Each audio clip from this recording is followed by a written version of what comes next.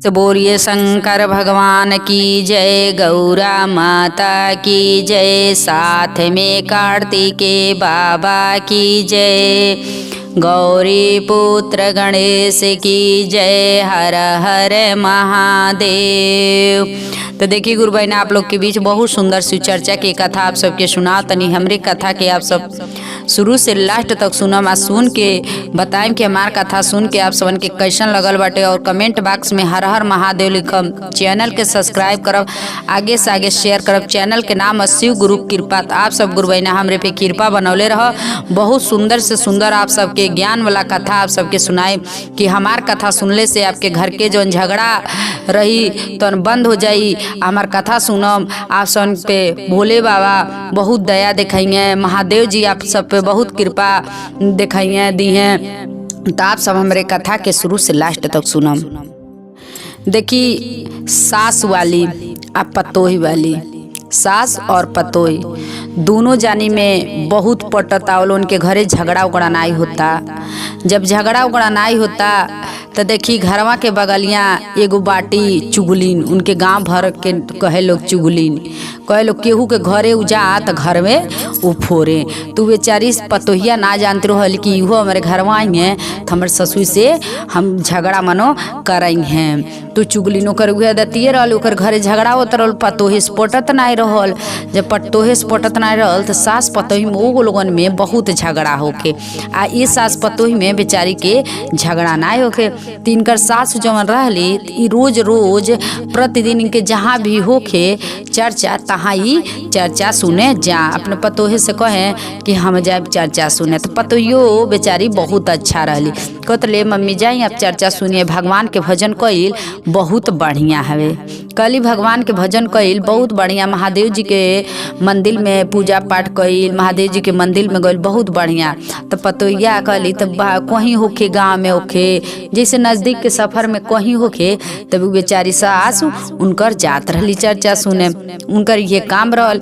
आई तो चुगलिन जनली इनके घरे झगड़ा होत रहल तो ई सोचली कि अब इनकर ससुई रोज रोज जातिया चर्चा सुने, रोज रोज जातली तो चल तनी इनकर घर हम न हमू झगड़ा लगा दी। जब झगड़ा लगाई तभी ना ससुई पतोहिया में नहीं पटी।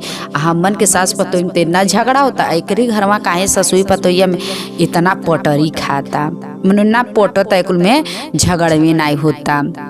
देखिए सोचली सास वालिन को रोज रोज जातली चर्चा सुने। एक दिन तो सोचते रहली कि इनके घर में कैसो घुस जैती आ झगड़ा लगौती। अब का कली धीरे धीरे व्यवहार बनावत बनावत सासु से इनके व्यवहार बनावत बनावत का कैली इनके घर हूँ आवे लगली। जब सासु चल जात रही चर्चा सुने तो इनके घरे अली बैठली तो बतियावत बतिया कहे दुल्हनिया मनो सब हाल चाल बतिया पूछत तो जानली बेचारी दुल्हनिया उनकर बुढ़िया पतोहिया जनली कि मन बढ़िया बाटी या का करे बा तली बेचारी उनके घर में बड़ी सुनने झगड़ा होला तो बेचारी आवत तली बतिया के का करे बा अपन दिन बेचारी काट तली का करे बाटे। बेचारी बहुत मान सम्मान करे आ सासु गाँव में तो सासु से मन कहे कि हऊ मम्मी आइलनी हऊ चाची जी आइलनी तो कहे का करे के तो कुछ ना वैसे आइलनी बैठल नहीं। तो एक दिन ओकर बुद्धि में तो रहबे कल चुगलिन गाँव भर कावे करे। तो एक दिन उनके बुद्धि में इहे आइल कि चल तनी कहले तो रहले रहली घर फोरबैली कहली कि ए दुल्हनिया जान तलू तोहर ससुई ने चर्चवा में जाली ने तो तुहर बड़ी निन्ना गावली कहली हमार पतोहिया हे तरिया वो तरिया। ये दुल्हनिया सही हम अपने काने से सुनले बानी। कहली ये दुल्हनिया हम अपने काने से सुनले बानी, हम तो से का कहीं चर्चा में सही कहतनी भगवान से कहतनी कि जाली ने तो ऐसे तू के कहली। आई बेचारी तो अंदरे अंदरे सुन के रीसी लगता, लेकिन अपने सासु से बेचारी इतना इतना कह के चली जाती रहल, लेकिन अपने सासु से झगड़ा नाई करत रहली। आई तो झगड़े लगात रहली लेकिन मन में क्रोध लेके अपन पटाइल रहे। जब अपन मन में क्रोध लेके पटा कहली तब फिर चल गई ससुई बिहान भैले चर्चा सुने। जब चर्चा सुने चल गई तो फिर अली बैठली कहली ये दुल्हनिया तोहर ससुई बड़ी झगड़हीन है। कहली तोहर ससुई बड़ा झगड़हीन है आ तोहर बतिया के नी ना सोचतली कि हमार कैसो पतोहिया लड़े आ का करिए जब तोहर चारों निन्ना गावत अली कर तो उनके सुबह खाना बना के दिह ना आ जब खाना बना के ना देबू तो वैसे जान जेबू जब खाना बना सुबह देबू ना तो खुद उ तो से झगड़ा करे लगी है। तो कहली कि ठीक बाटे भाई उ सिखा के चल गईली तो ई का कैली खाना बनौली तो का कैली खानवा में खूब ढेर के नीमक डाल देली। जब खूब ढेर के नीमक डाल देली तो आज दे देली खाना खाए के। बेचारी खाना खैली भिनक पहर चर्चा मुन के जाए रहल खाना खैली आ खाना खाइली तन जन रुचल तन खैली आ चल गईली। तब अली इनकर फेन चुगलिनिया आई कहते कि का हो तोर सासू कुछ का कैले रहलू कुछ कैलू रहलू हो का नहीं जैसन। तो कहली हाँ खाना में नीमक ढेर के डाले रहनी है लेकिन हमारे सासू खैली है तो कुछ कहली नहीं है आ चली गईली है। कहली चली गईली हमारे साथ तो नीमक तेज कर ना साँझी का करिए ढेर के मरचा झोंक दिया। बस साँझी के का कैली फेनो करे सिखौले पे ई का कैली खाना बनौली तो ढेर के मरचा डाल देली। जब ढेर के मरचा डाल देली और ढेर के मरचा देखी डाल देली तो का कैली ई अली बेचारी चर्चा सुन के अले ही रहली। अभी नहीं के तो बेचारी खाना खैले रहली तो नीमक तेज रहल तनिके खैले रहली इनकर सासू। फेन खाना खाए बैठली तो मरचवे ढेर रहल तो नाई खाना खैली तनी सा खैली या खा के उठ गईली कुछ कहली नहीं पतोहिया के कुछ कहली नहीं अपन जा कहली तू खाना खैलू हो जा खा लो खाना खा के सूती रह। कहली ठीक बजा तनी मम्मी खा ले तनी। अब रात भर पतोहिया सोचतिया भिनई के नमको तेज कैनी साँझी के मरचो डरनी तब वो हमार मम्मी हमके कुछ बोलनी ना। तब वो अब सोचती अली रात भर सोचली ना कि मम्मी भी नहीं नहीं खाना खाइनी सजो नहीं खाना खाइनी हमके भगवान कि यहाँ से कितना पाप कमाता नहीं। तब वो चुगलिनिया आवत रही घरवा फोरे तो उनकर वो जैसे कहत रही ऐसे ही करत रहली। तो फेन बिहान भैले चर्चा में जाए कहली कि ये दुल्हनिया आ जाई मैं हेटोलवा पे हुई चर्चा तो हम जाता नहीं हेटोलवा पे चर्चा सुनी आए। कहली ठीक बा मम्मी का कैली खाना बनौली आ खाना बना के आ खियौली और चल गई सासू चर्चा सुने। जब सासू चर्चा सुने चल गई फेन उ आयल चुगलिनिया फेन आयल तो कहतिया कि तोहर सास कुछ बोलली है तो कहते नाई हम ना मरचा डाले रहनी तब वो हमारे सासू हमके कुछ बोलली ना। कहतली तू खाना खैलू जा खाना वाना खा लो आ सूती रह हमार सास कुछ बोलली ना। तो बिहान का करिए उनका सड़िया ने तनी सा कोनवा उनवा जरा दिहो आ जरा उरा के ढेर कहीं चित्ता धो दी।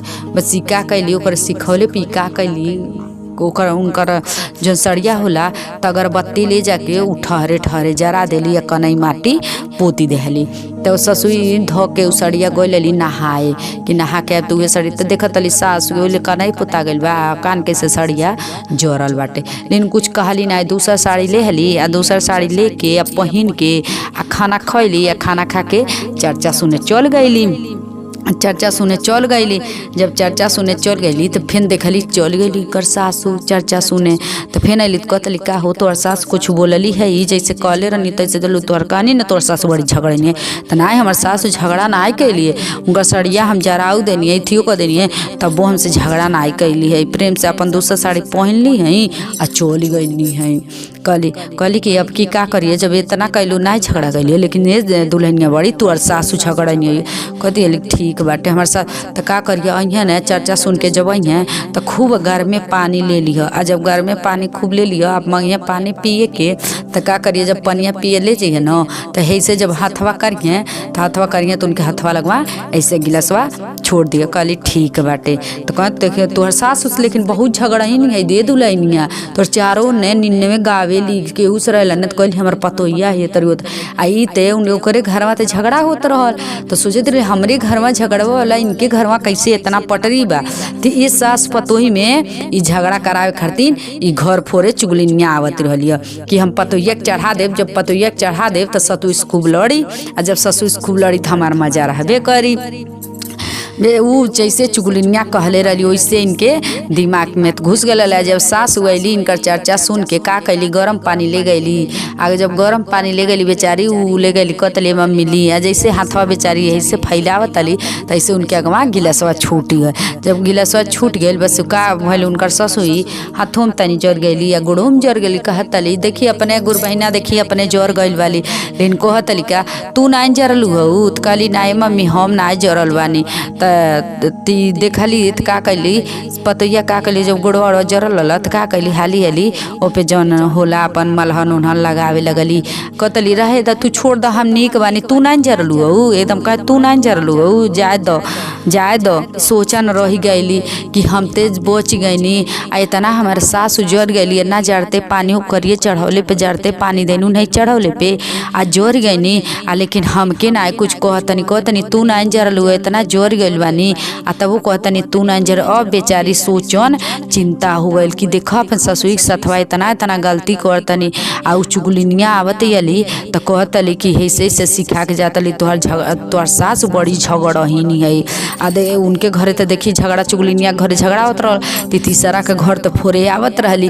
कहली कि अब सोच लेली पतोहिया मन में सोच लेली अब हमार सास चर्चा सुने चल जाइए आ चल आइए हमारे घर में। तो इनके न हम मरनी ती कहिए का। अब इनके पतोहिया के अंदर तरीस भई लेकिन अपने सासू से कुछ कहत नहीं वाली, कुछ कहत नहीं वाली। सासू का कैली कहली कि फिर 2-4 दिन बीतल। जब 2-4 दिन बीतल कहली ये दुल्हनिया हम जातनी आज चर्चा होता जातनी चर्चा सुने। जब फिर कहली ठीक है मम्मी जाए चर्चा सुने। बेचारी अपन दवाई वही लगौली लगा के खाना ना खैली। खाना ना खैली मम्मी खाना खा ली खाना खैली आ गईली चर्चा में सुने। जब चर्चा में सुने गईली तो टाइम खोजते रहलिए कि कब उनके घरे चहुपी। काहे से ससुर रहे तो घर बनाई आमे। आ जब सासु चल गली चर्चा सुने यली घर में कहता तली ए दुल्हनिया का। तो गली का हो चाची? कहली का हो? तो कहली कि का तू जौन कहले रहनी तू कैलू तोहर सासु बड़ी झगड़नी है। कहनी न तोहर सासु बड़ी झगड़नी है। कहली हमार सासु झगड़ही नहीं है? कहली हाँ तोहर सासु झगड़ही नहीं है। कहली हमार सास हम तोहरे चढ़ौले पे ऐसे सीधे कर तोहरे चढ़ौले पे हम अपने सासु के खूब ढेर के खाना में नीमक डाल के देनी, खूब ढेर के मरचा डाल के देनी, तब वो ना हमारे सासु कुछ बोलेली। अपने सास के हम साड़ी जरौनी तब वो ना कुछ बोलेली। उनके साड़ी लेकर नहीं पोती देनी तब वो ना कुछ बोलेली। आज जब तू सिखा के गईलू जरते पानी उनके लगे गिरा देहनी जर गईली तब वो जर गईनी। तब वो कहतनी ये दुल्हनिया तू ना जरलू हमारे सास के झलका पड़ गई आ तोहरे चढ़ भगलू हमारे घर से भागी जाना। तू उठाई झाड़ू अब्बा तो के छरका मार। तू अयलू हमारे घर फोरे हमारे सास पतो इम्पोर्टेंट था तो तू अयलू हमारे घर फोरे भागी जा हमारे दुआरी पे से। अब वो अपन का कैली मुँह मोड़ली या ई का कैली झाड़ू उठौली कहली हमारे घर से भागी जाइलू हमारे सास पतो में पोटा था हमारे सास हमके जाने नहीं हम अपने सास के जाने नहीं। तो तू अयलू हमार घर फोरे भागी जा उठावा तनी झाड़ू मार। अब जब उठौली झाड़ू आ कहली भाग जा चुगलिन दास हमार दुआरी पे से नहीं तो तोके मारब। हमारे सासू के इतना सास थे अपने सास कह देने लेकिन हमारे सासू एक शब्द हमके कुछ नहीं बोलनी है। हमके कहत अलू कि उल्टे हमारे सासू झगड़ा ही नहीं हमारे सास झगड़ा तू झगड़ा ही नहीं आऊ अपने पतो एक नहीं खा पात लगली उल्टा सीधा कहे। जब उल्टा सीधा गईली अब सोचा ना अपने घरे बैठ गईली। बैठ के सोचे लगली कि बुढ़िया का करे लेकिन इतना पतोहिया को करे फोरनी है और पतोहिया झगड़ा कुछ बोलबे नहीं कैलस या न पतोहिए में भल झगड़ा न ससुए कैले झगड़ा आई का कुल कैले इतना उल्टा हमके आज उठौलस उल्टा झाड़ू कहती भागी जा हमारे दुआरी से तो के मरबे करम हमारे सास पतोही में इतना पटेला तू गायल बालू घर फोरे। कहली कि अब का करी अब का कैली इनकर तो झोटा कहल जला चुगलिन दास के तो झोटा धैले ही रहली छोड़ा के भगली जा झोटा धैले रहली आ झोटा धैली या झाड़ू उठैली छोड़ा के भाग गई। अब सोचे लगली कि हमके उल्टे तो मारत रहली। अब सोचली अब इनकर सास जब चर्चा में जात अली घरे कछु कहली नाई कि मन हमके चुगलिनियो नहीं कहलस कि तोहर पतोहिया हमके मरल से डरन नहीं कहलस। अगर कहती तो पतोहिया बताती हई बात डरन ने ऊ कहली या पतोहा कहली कुछ आ जब फेन चर्चा सुने जातली तो कहती आली तो ए दीदी हमहू चलब। कहाँ चल तनी? तो कहली हम जा तनी चर्चा सुने। तो हमहू आपके साथवा चलब चर्चा सुने। अब वो चुगली ने वो कहली कि हमहू चलब। अब गईली साथे, जब साथे गईली तो कहली कि देखा पहली बार तो चर्चा, इनकर सास कहली पहली बार तो तू चर्चा में आयल बालू, लेकिन पहली बार जब चर्चा में आयल बालू तो ये कह महादेव जी से कह कि ये महादेव जी हमार पतोही बाली, हमके तनिको मान जान नाय करेली, हमारे घरे बड़ी झगड़ा होला, हमारे घर के पहले आप झगड़ा बंद कराएं। देखी कहले पे ये हाथ जोड़ के चुगलिन बैठली। आ बैठली जबन घर फोरत रहली, आ बैठली आ ये कहली, जब अली चर्चा सुन के इनकर पतोहिया जन चुगलिनिया के पतोहिया रही इतना खुश हो गई कि चला हमार से पतोही हमार सास आज से पूजा करे लगली। बहुत खुशी, धीरे धीरे इनके घर के झगड़ा बंद हो गए। जब झगड़ा बंद हो गल तो एक दिन कहली बैठल बैठल कहली ए दीदी रौरे घरवा जान तनी जात रहनी न, रौर चल जात नहीं रौरे चर्चवा सुने। देखिए अब इनके पेटे में नाई पहुँचल, रौरे घरवा चल जात रहनी है न, जब चर्चा सुने आप चल जात रहनी तो रौरे घरवा जात रहनी आपके पतोहिया के एमे सुमे सिखावत रहनी, कहत रहनी है तोहर तू हर ससुई ने बड़ी तुहरे हरवन बुराई गावेली कहेली हे तर होता तुहर ससुई बड़ी झगड़ही नहीं है। तो ऐसे हम ये दीदी हम कहले रहनी सड़िया जरा के, दीदी हम कहले रहनी मकवा तेज करे के, नुनवा डारे के, हम कहले मरचवा ढेर झोंके के। ये दीदी हम सब सिखौले रहनी है। हम कहले रहनी गरम पानी अपने सास के आगे गिरा दिया। ये दीदी जहिया आप जोर गई न, आज कहनी अपन पतोहिया कान के कहनी गईनी पूछे न, तो हमके उठौली हमार झोटा धो लेली, आ झोटा धो के झाड़ू उठौली, कहली भागी जा हमारे दुआरी से न, यही झाड़ू से तो के मारो, यही झाड़ू से तो के मारम, भागी जा हमारे दुआरी पे से। ये दीदी उहे कहली राउर पतोही उहे झाड़ू उठौली आ हमके मारली, आ उहे मैंने अपने घरे भाग के, उहे हमार भगवान बुद्धि खोलने आपके साथे हम गईनी चर्चा सुने हमारियो घरे। ये दीदी अब झगड़ा बंद हो गए, आपके घर फोरे खरतीन इतना आपके घरे झगड़ा लगावत रहनी है, लेकिन झगड़ा आपके घर के तो झगड़ा बंदे रहल। ये दीदी आपे के नहीं है हमारो घर के झगड़ा बंद हो गए, नहीं हम झगड़ा लगौले रहती नहीं हमारे घर के झगड़ा बंद भइल रहत। तो देखी केहू के घरे गुरबाइना झगड़ा होत रहे तो देखी सब केहू के घरे झगड़ा छुड़ावल जाला, झगड़ा लगावल नहीं जाला। आ ये महादेव जी से कहल जाला, भगवान से ये कहल जाला कि हे भगवान कि जाए दे उनके घर के झगड़ा होता तो उनके घर के झगड़ा बंद कर दी। देखी हमेशा केहू के भलाई कहल जाला, केहू के बारे में बुराई ना सोचल जाला। बुराई अगर सोचब तो अगर हम बुराई सोचत तानी उनके लिए तो उनकर भलाई हुई, हमार नाई भलाई हमारे लिए गढ़ा खनाई। तो देखी केहू के कल जैसे हमरे घर के झगड़ा बंद भइल कहली वैसे सब केहू के घर के झगड़ा बंद हो, सब केहू के सास पतोही में पटरी होके, केहू घरे ऐसा न होके, हे महादेव जी की झगड़ा होके सब केहू अपन प्रेम भाव से रहे। तो देखी हर हर महादेव।